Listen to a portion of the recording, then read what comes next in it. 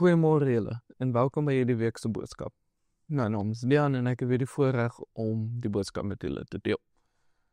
So ons is steeds besig met die tema van metamorfose, wat die jaar tema is vir die kerk. En laas week het Arne vir ons die akroniem OOG geleer, wat staan vir oorgawe, ontmoeting en gehoorsaamheid. Oorgawe verwys na dinge wat ons moet oorgee in ons lewens, wat God nie noodwendig in ons lewens wil hê nie. Ontmoeting het te doen met ons wat in 'n intentionele verhouding is met God en ontmoetings ervaar met hom. En dan laastens gehoorsaamheid, waar ons gehoorsaam is aan God en sy wil vir ons lewens uitdruk en nie noodwendig ons wil nie.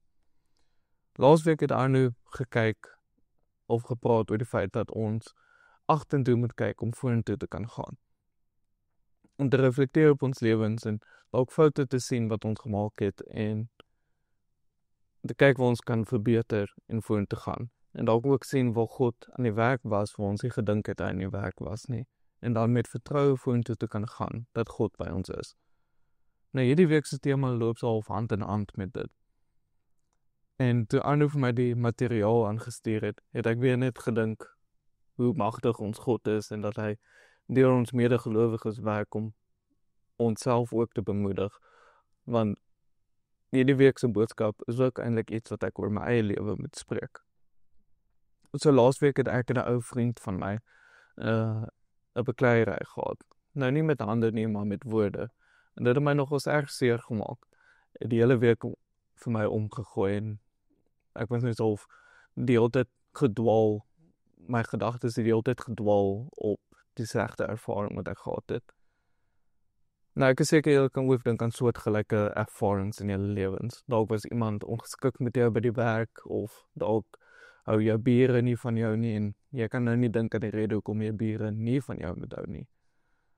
Of dalk selfs het jy ook met 'n vriend of 'n familielid al 'n uitval gehad, mos jy hulle dinge gesê het wat hulle nie eintlik moes gesê het nie. Nou, die goeie ding is, hierdie oomblikke kan omgeskep word in disippelskap oomblikke. God kan hierdie oomblikke gebruik om ons te transformeer. Nou, om te verstaan hoe God ons transformeer, gaan ons hierdie week kyk na the change circle, wat bestaan uit 5 verskillende stappe. Recognize, respond emotionally, repent and forgive, renounce and announce, and lastens receive and believe. Ek gaan bly met die Engelse woorde, want hulle vloei net so lekkerder saam as die Afrikaanse vertalings.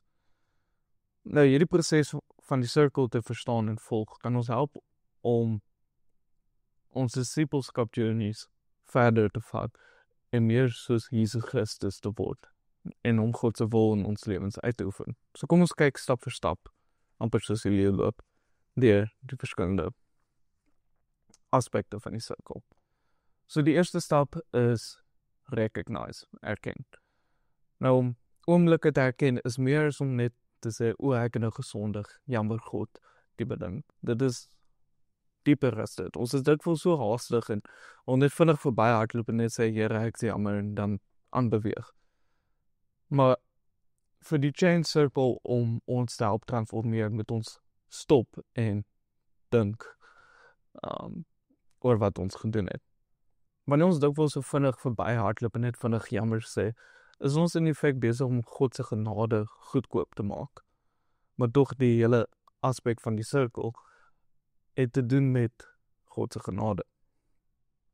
Om te stop by die sonde of die slegte ervaring wat plaasgevind het of wat ons ervaar het. En om te dink daaroor. Dit is al die recognize stage of stap is die plek om vrae te vra. Vrae te vra soos, hoe voel God oor die situasie? Hoekom het ek so reageer? Wat het my gelei om hierdie sonde te doen? Sulke tipe vrae. Nou, soos laasweek het ons geleer om te reflekteer. En hierdie eerste stap is juist om te reflekteer op wat gebeur het. Om dalk goddelose patrone in ons lewens raak te sien. Of dalk 'n verkeerde verstaan van wie ons is of wie God is in ons lewens raak te sien. En dan om hierdie aspekte aan te spreek. En dit is belangrik om spesifiek te wees. Jy kan nie net algemeen sê, ek het nou gesondig, en sal spesifiek raak, sodat jy spesifiek vir die Heilige Gees kan vra, help my met hierdie ding. Vir my eie situasie moet ek eers stil staan, vra hoekom moet ek so reageer teenoor my vriend? Hoe voel God ook oor hoe ek reageer het? En dan waarom het ek hierdie sonde half gedoen? Nou, ek kan nie dink God is baie happy met wat ek gedoen het teenoor my vriend nie. En die rede hoekom ek dalk so reageer het, was omdat ek ook seer gemaak was. Seer gemaak was die dinge wat hy gesê het en wat hy gedoen het. En dan, wat ek dink die kern is van wat gebeur het, is ek die situasie probeer beheer. Daai my way or the highway mindset. En ek sê ons kan almoes sien daar's 'n element van trots of pride binne hierdie aspek. Dat ek dink my manier is beter as my ander vriend se. So, nou beweeg ons aan na die volgende stap. Respond emotionally. En ons sukkel dikwels met hierdie stap. Ons gereformeerde Christene, ons is 'n bietjie skepties oor emosies. Ons sien dikwels ons emosies as onbetroubaar. As iets wat vulnerable is. Ja, dat emosies onbetroubaar is. Baie fleeting, dat emosies kom en gaan, dis nie baie standvastig nie. En vulnerable, want 'n emosionele persoon is 'n swak persoon. Maar God het ons toch geskep om emosies te kan hê. Ons emosies is 'n geskenk wat God vir ons gegee het. As hy nie wou gehad het ons moes emosies hê nie, dan sou hy robotte gemaak het, nie mense nie. So ek kan verstaan, sommige van ons is nog steeds 'n bietjie skepties oor ons emosies, maar om ons emosies werklik te kan begryp en werklik diep te kan verstaan, is 'n belangrike element om te verstaan wat dit beteken om mens te wees. In die Bybel, veral psalms, kan ons help om deur ons emosies te werk en dit op 'n vertroubare en gesonde manier te doen. Soms kan het voel dat ons die woorde het om te sê nie, en die psalms kan ons ook help met dit. So ek het nou 'n paar psalms uitgekies vir sekere situasies of sekere emosies wat dikwels na vore kom.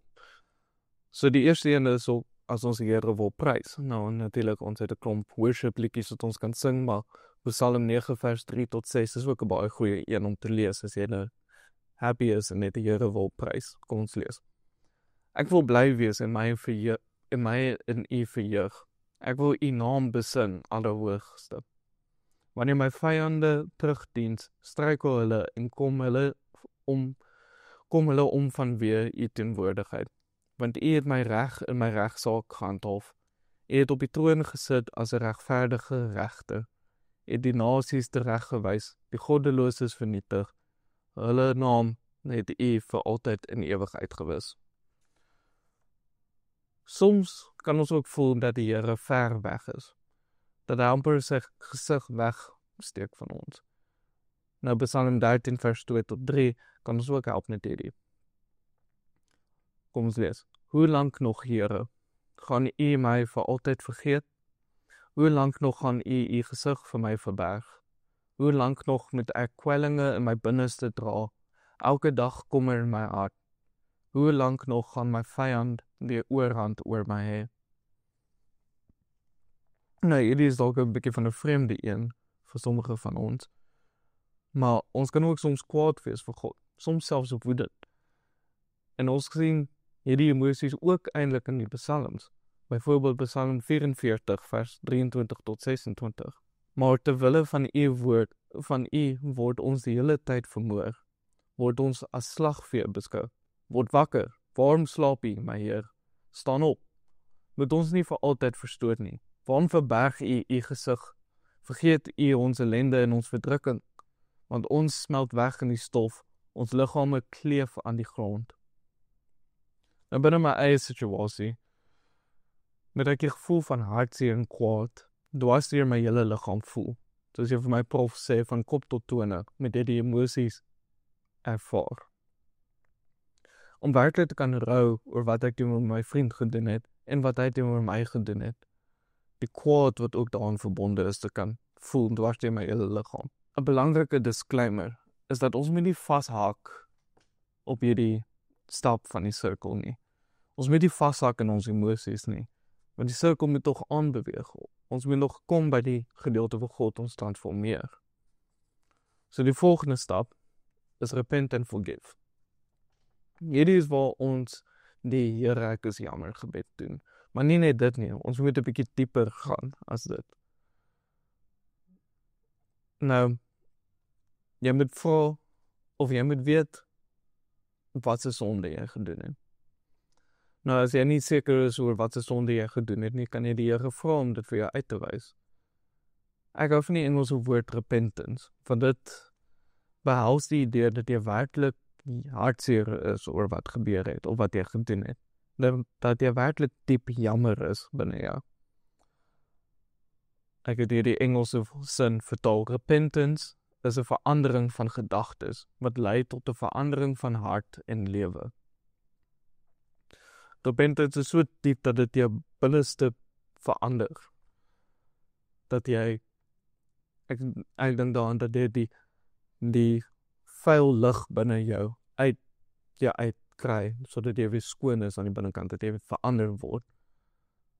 Nou, kom ons kyk wat Jesus sê in Lukas 6 vers 37. Moenie oordeel nie, dan sal ook julle beslis nie geoordeel word nie. Moenie veroordeel nie, dan sal julle ook nie veroordeel word nie. Vergeef, dan sal julle ook vergewe word. Wat Jesus vir ons hierso besig is om te leer, is dat ons moet ander behandel soos God ons behandel. Ons moet ander vergewe omdat hy vir ons vergewe. Tog vergifnis is nie baie belangrik nie. When there's a loss, someone has to pay. Wanneer iets gebreek het of verlore gegaan het, iemand moet skuldig wees daarvoor. Met God werk dit ook eintlik so. Hy forgive and forget nie.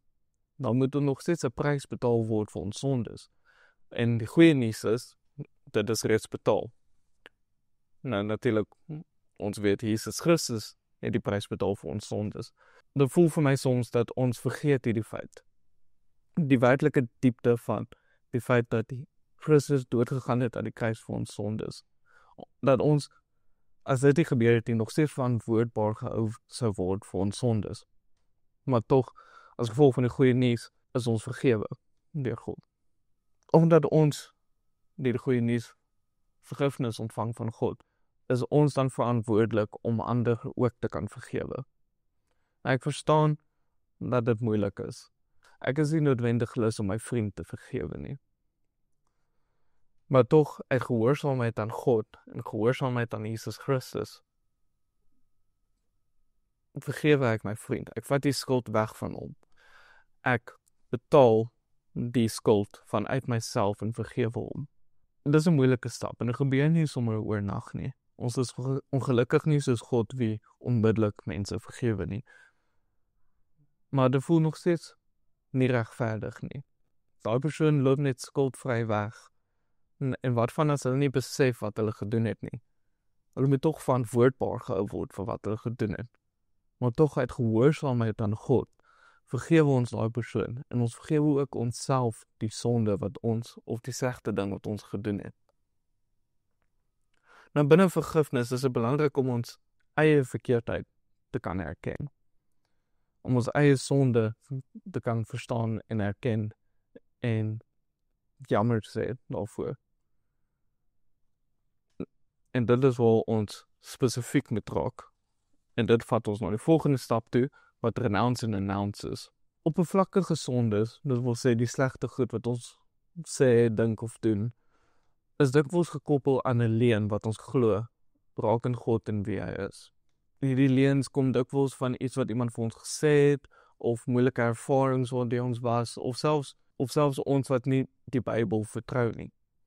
Sommige goeters wat die Bybel sê, en dan is ons daai sit nie lekker met my nie.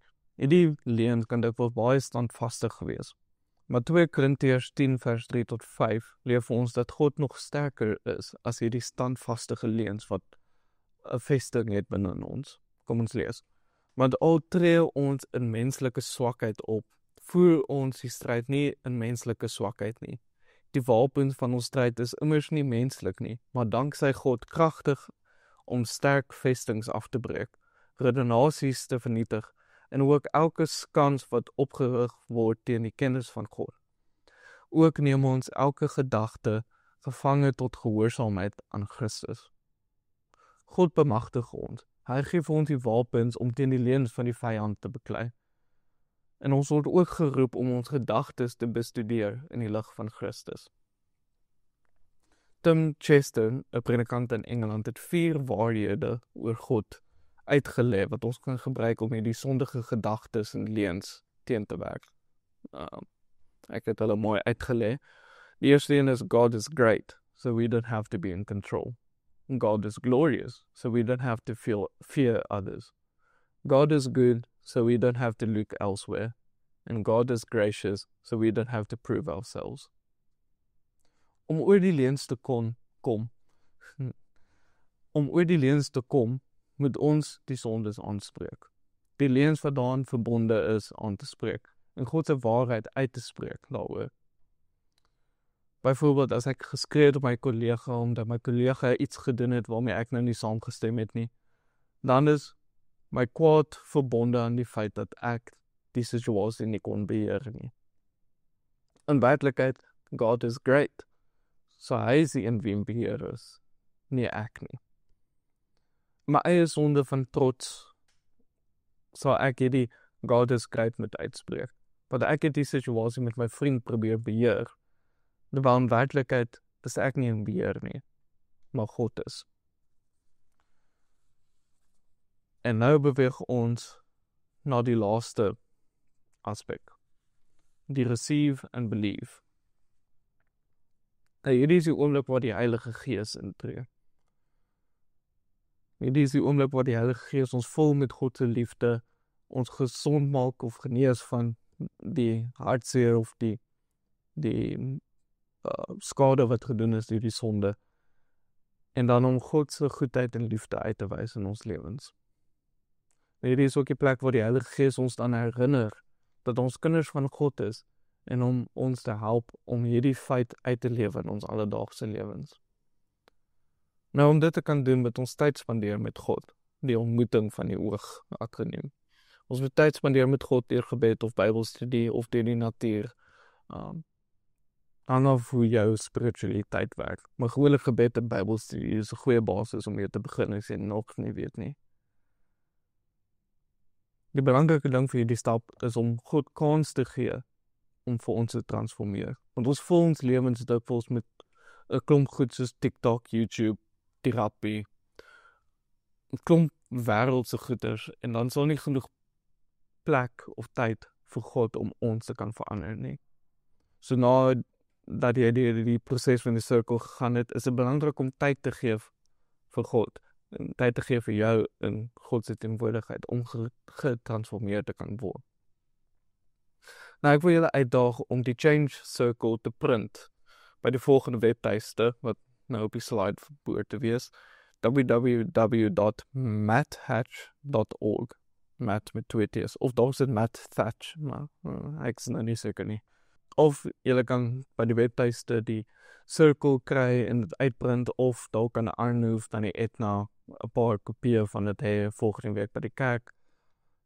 En dan wil ek julle uitdaag om hierdie circle vas te plak teen jou yskas of agter op jou foon, sodat wanneer jy weer deur 'n moeilike tyd gaan, wanneer jy weer in 'n beklei kom met iemand by die werk, of weer 'n sondig geding gedoen het, dalk daai sonde wat jy so herhaaldelik doen, dan daai oomblik te kan erken, te recognize, en die proses van die cirkel te kan gaan om getransformeer te word. Kom ons bid en sluit af. Here, dankie dat U ons veilig by mekaar gebring het, Here. Here, dit was 'n lang week gewees waardeur ons gegaan het, Here. Dankie dat ons tog nou veilig by mekaar is, waar ook al ons medegemeentelede is, Here, dat hulle by die huis is, saam met hulle familie, kinders, vrou, man, nou ook ouma en oupa. Dankie dat ons 'n gemeenskap van U is, Here. Here, dankie dat ons die voorreg het om in U teenwoordigheid te kan wees, Here, dat U ons vergewe vir ons sondes, dat U U seun gestuur het om dood te gaan aan die kruis, sodat ons nie die skuld hoef te betaal vir ons sondes nie, en dat ons ook ander kan vergewe. Here, wees saam met ons die week wat voor lê, Here, dat ons hierdie boodskap kan onthou, dat ons die disipelskap oomblikke in ons lewens sal kan herken, Here, sodat ons getransformeer kan word deur die Heilige Gees in persone wie U wil hê ons moet wees, sodat ons sy ligdraers kan wees in die wêreld. Amen. Sien julle weer volgende week en lekker zo'n dag verder.